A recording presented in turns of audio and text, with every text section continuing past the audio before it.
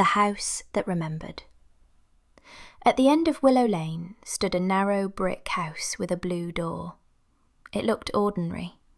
Too ordinary, in fact, which was exactly why nobody noticed it. People walked past it every day on their way to work, school, or the corner shop. They never slowed down. They never looked twice. Except for Daniel. Daniel had just moved into the neighbourhood after starting a new job at the local supermarket.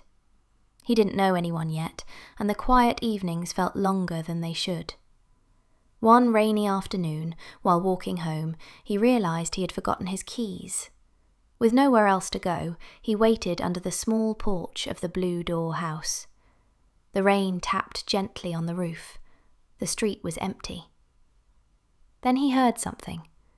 A faint sound, like a kettle boiling inside. Daniel frowned. The windows were dusty. The letterbox was stuffed with old leaflets. No one lived here. Everyone knew that. Yet the sound was clear. Curious, he knocked. Nothing happened. He knocked again. The door slowly creaked open by itself. Daniel froze. "Hello?" he called carefully. No reply. He stepped inside. The house smelled faintly of tea and old wood. Warm, not abandoned. A soft yellow light filled the hallway, even though he hadn't seen anyone switch it on. On a small table lay a pair of glasses and a folded newspaper dated 15 years ago. Daniel picked it up. Behind him, a voice spoke. "You're late today." He spun around. An elderly woman stood in the kitchen doorway, wearing a cardigan and gentle smile. Daniel nearly dropped the paper. I'm sorry. I thought no one lived here." The woman chuckled softly. "Oh, I live here. I always have." She poured tea into 2 cups. "Sit down before it gets cold."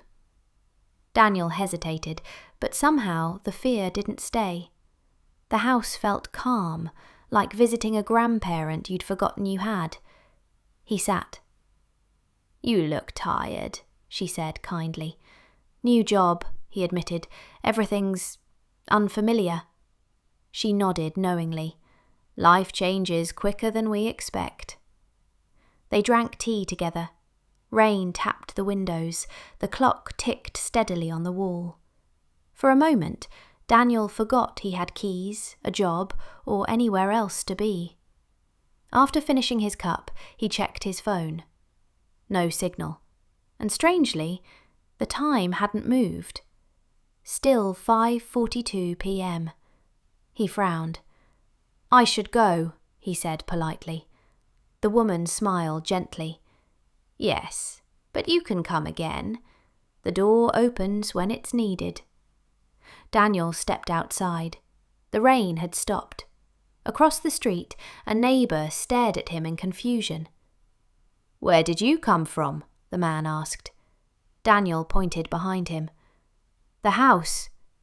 The neighbour's face went pale.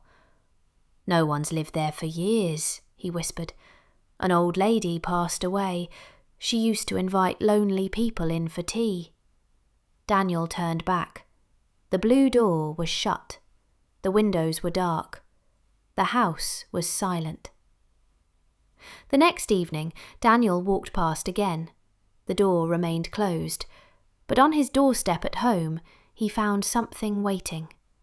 A warm cup of tea in a familiar porcelain cup, steam still rising, and beside it a note.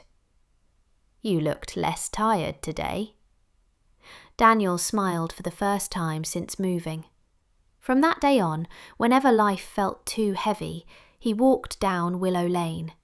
Sometimes the door opened, sometimes it didn't, but he always felt lighter after passing the blue house, the house that remembered when people needed kindness most.